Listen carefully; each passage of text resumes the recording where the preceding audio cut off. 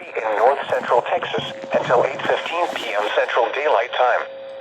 At 7:21 p.m. Central Daylight Time, a severe thunderstorm was located over Crum, or near Denton, moving northeast at 25 miles per hour.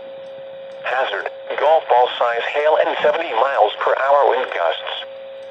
Source, radar. People and animals outdoors will be injured. Expect hail damage to roofs, siding, windows, and vehicles.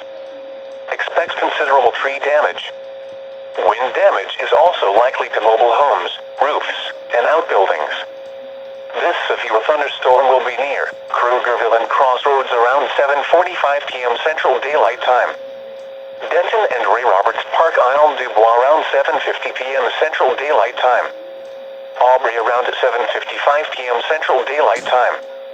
Pilot Point around 8 p.m. Central Daylight Time. Other locations impacted by this severe thunderstorm include Ponder, Rome, Oak Point, Lincoln Park, Marshall Creek, Lakewood Village, Newark, and Westlake. For your protection, get inside a sturdy structure and stay away from windows. A tornado watch remains in effect until 11 p.m. Central Daylight Time for north central Texas.